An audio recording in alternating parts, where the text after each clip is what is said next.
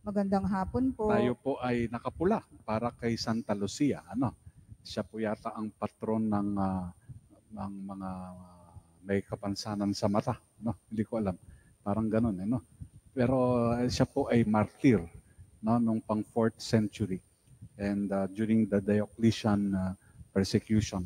So mahalaga po yan sa ating pong mga misa. Kapag tayo po ay gumugunita ng isang martir, nagpapasalamat tayo sa biyaya ng ating pananampalataya. Kaya po tayo mga Catholics, dahil ang daming nagbuwis ng kanilang buhay sa pag-ibig ng Panginoon, para tayo ay makatanggap ng mabuting balita. Alam nyo, ang ating ebanghelyo ay totoong magandang balita.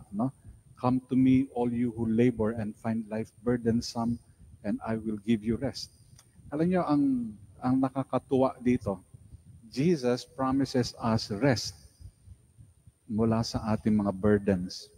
Pero napansin ba ninyo, hindi niya tinatanggal yung ating burdens. He does not remove the weight, yung ating dinadala.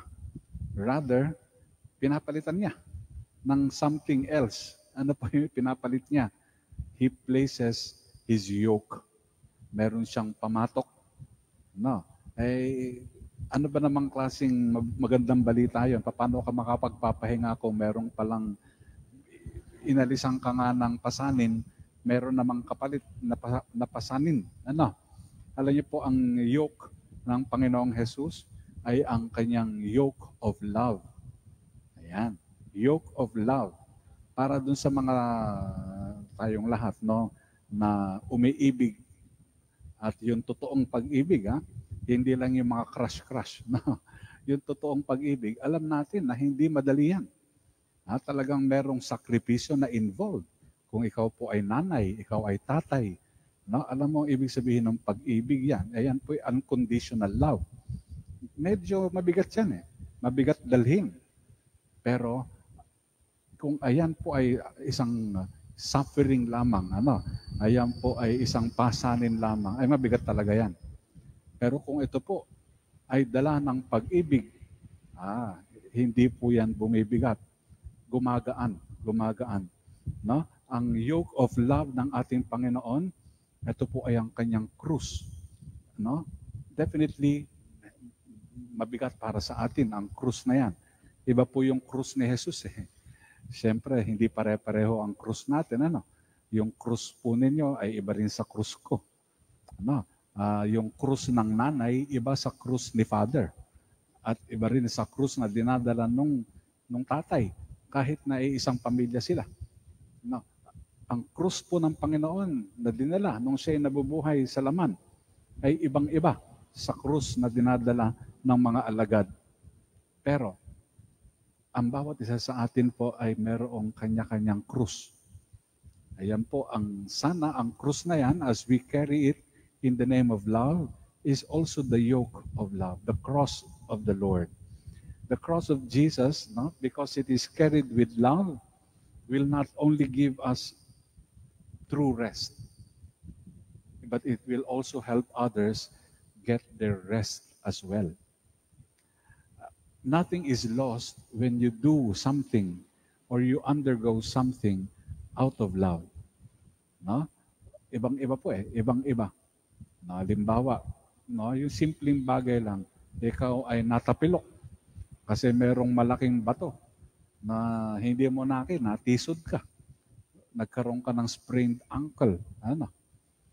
Ang pwede mong gawin, dahil masakit ang iyong paa, sipain mo yung bato. Murahin mo. Mamihira ka, hindi mo tinitingnan kung saan ka pupwesto. Parang gano'n, di ba? Pero masakit pa rin yung paa mo. Natisod ka. Ikaw may kasalanan, sinising mo pa yung bato porque hindi makaganti sa'yo. Yun ang isang route. Pwede mong gawin yan. Walang saysay. Sinipa mo yung bato, tapos sinipa mo ulit dahil pinagalitan mo, sumakit lalo yung paa mo. Pero, kung ikaw ay natisod ng bato, pagkatapos, tiniis mo yung pain, sinabi mo na lang, Lord, ito ay parang kabayaran sa mga kasalanan ko. O yan, edi ang ganda. Yung iyong suffering, naging sacrifice. Ang ibig sabihin ng sacrum facere simply means to make holy. Facere, di ba?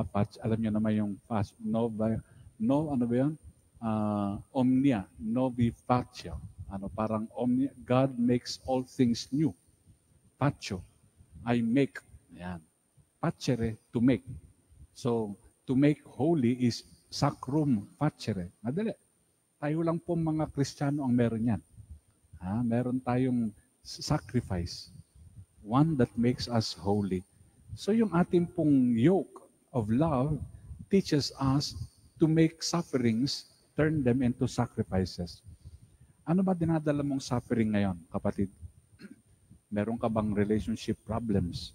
Meron ka bang problema sa magulang mo, sa anak mo, sa kapitbahay mo, o sa pari ninyo? Baka meron kayong problema sa asawa, hindi ba? Ito ba ay suffering lamang? Hinahayaan mo maging suffering lang? But if you want to carry and follow the Lord, you have to carry this out of love.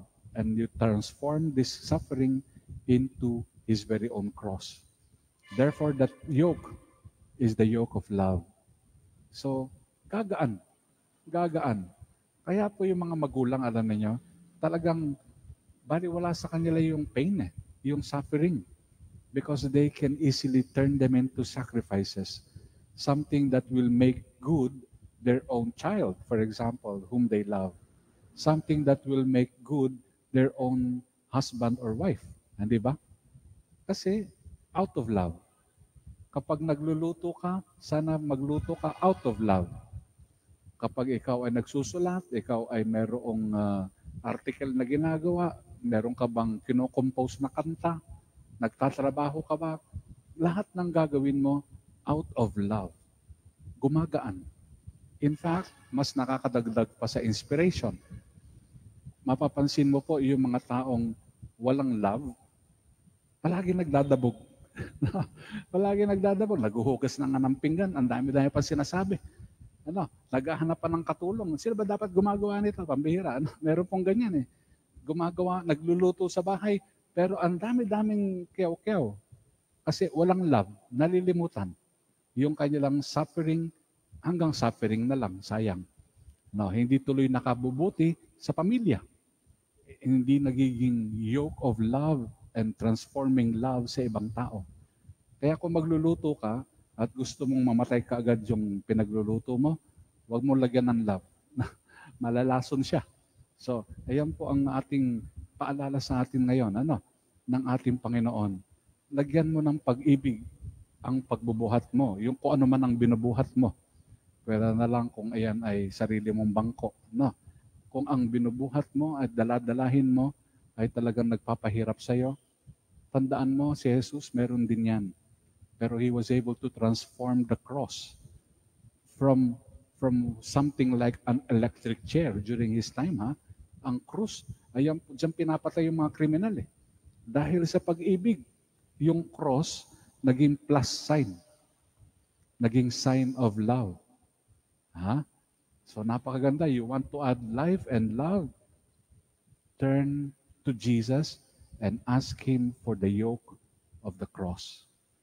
Sa tulong ng panalangin ni Santa Lucia, hari naway makita natin ang kahalagahan ng krus ng pag-ibig sa buhay natin. Amen.